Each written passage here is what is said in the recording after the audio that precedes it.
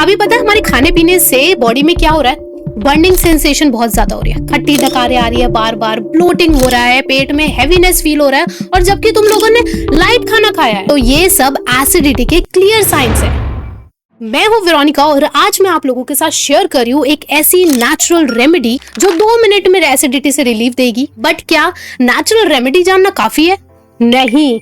इस वीडियो में जानेंगे एसिडिटी का रूट कॉज क्या है, बॉडी के इंटरनल सिग्नल्स पे ध्यान देंगे और समझेंगे क्या लॉन्ग टर्म में पॉसिबल है कि एसिडिटी कभी ना हो। आखिर ये एसिडिटी है क्या?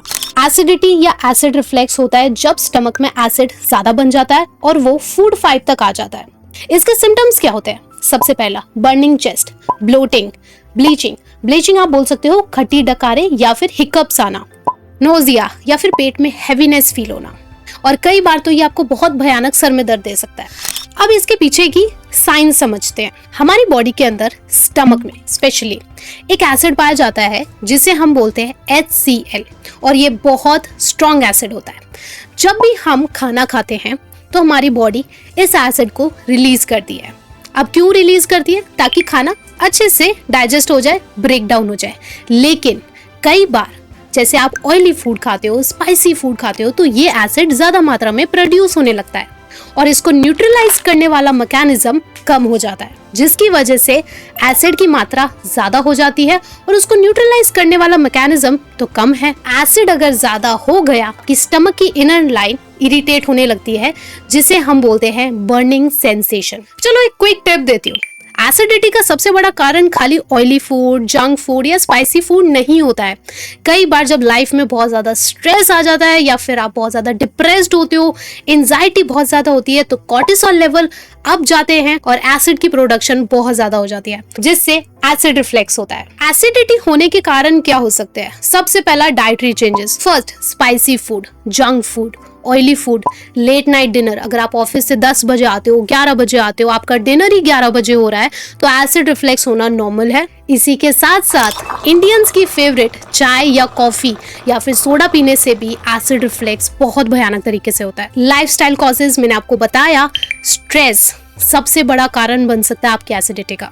अगर आप 6 से 8 घंटे की नींद नहीं ले रहे हो तो भी एसिड रिफ्लेक्स होता है। And the third, the most common reason, lack of hydration.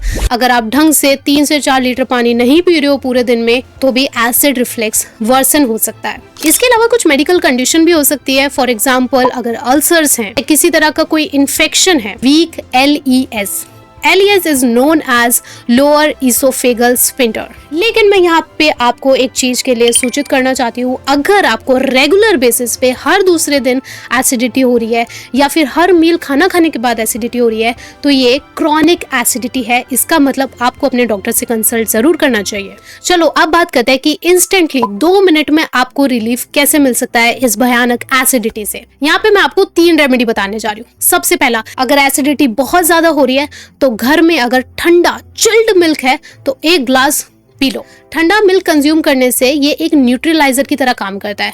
जो आपके स्टमक में एसिड ज्यादा मात्रा में रिलीज हो रहा था और उसको नॉर्मलाइज करने वाले एलिमेंट्स या मैकेनिज्म बहुत कम थे, तो ये एसिड को न्यूट्रलाइज करता है। Second is coconut water. इसके अंदर नेचुरल इलेक्ट्रोलाइट्स होते हैं, कूलिंग इफेक्ट देता है आपके स्टमक को एंड आपको इंस्टेंटली रिलीफ मिलता है। एंड द थर्ड रेमेडी जो मेरी पर्सनल फेवरेट है, लौंग। घर में सबके घर में लौंग मिलती है, सिर्फ 2 लौंग लेनी है, मुंह में रखना है और उसे धीरे धीरे चबाना है जब तक उसका पूरा एक्सट्रैक्ट या उसके पूरे ऑयल रिलीज ना हो जाए, और उसके बाद 1 ग्लास गुनगुना गर्म पानी पी लीजिए। आप देखेंगे इंस्टेंटली, लौंग खाते खाते सिर्फ 2 मिनट का काम है, लौंग खाते खाते आपकी बर्निंग सेंसेशन बिल्कुल खत्म हो जाएगी एंड इंस्टेंट रिलीफ मिलेगा। अब बात करते हैं अपनी लाइफस्टाइल के अंदर ऐसे क्या चेंजेस करें जिससे हमें ये समस्या कभी ना आए। सबसे पहला, अपनी मील्स की हैबिट्स को चेंज करो।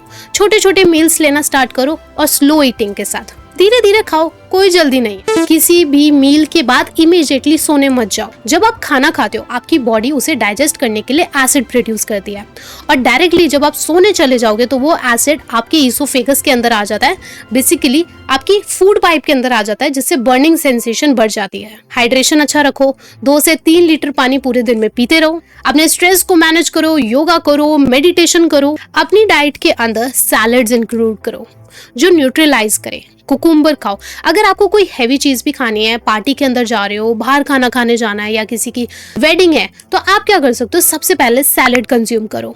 भर के एक प्लेट सैलेड लो, उसके अंदर आपके कुकुम्बर होने चाहिए, टमेटोज, कैबेज, जो भी सैलेड है। उसके बाद आप अपना कोई भी छोले भटूरे या शाही पनीर कुछ भी खाना खाओ। उससे क्या हो गया, आपने एक न्यूट्रलाइजर पहले अपनी बॉडी के अंदर ले लिया, तो उसने एक लाइनिंग बना दी। एंड द लास्ट वन, सोने की पोजीशन चेंज करो। Always sleep on left side, कभी भी राइट साइड की तरफ मत सो, लेफ्ट साइड की तरफ सो। इससे आपका एसिड स्टमक के अंदर रहता है और वापस स्टमक से ईसोफेगस के अंदर नहीं आता, फूड पाइप के अंदर नहीं आता। सो एसिडिटी सिर्फ एक इरिटेशन नहीं है या फिर ये आपको परेशानी देने वाली कोई चीज़ नहीं है, लेकिन अगर ये 2 हफ्ते से ज़्यादा और कंटिन्यूसली हो रहा है तो इसे हम क्रॉनिक एसिडिटी बोलते हैं। एंड इस वक्त आपको अपने डॉक्टर से ज़रूर कंसल्ट करना चाहिए। अपनी लाइफस्टाइल्स को अच्छा करो, जो मैंने आपको हैबिट्स बताई है उनमें थोड़ा चेंज लेके आओ। सिंपल रेमेडीज और हेल्दी हैबिट से आपको ये प्रॉब्लम जीवन में कभी नहीं होगी। And trust me, meals, hydration, sleep, अपने स्ट्रेस को मैनेज करो and you are good to go. So अगर आपको ये वीडियो हेल्पफुल लगा हो तो जल्दी से एक लाइक कर दो एंड हमारे चैनल को सब्सक्राइब कर दो, क्योंकि आगे आने वाली वीडियोस और भी इंफॉर्मेटिव होने वाली है एंड आपको बहुत मजा आने वाला है। और हमें कमेंट में जरूर बताना कि आप अगली वीडियो किस टॉपिक से रिलेटेड चाहते हैं। मिलते हैं नेक्स्ट वीडियो में। राधे राधे, हरे कृष्णा।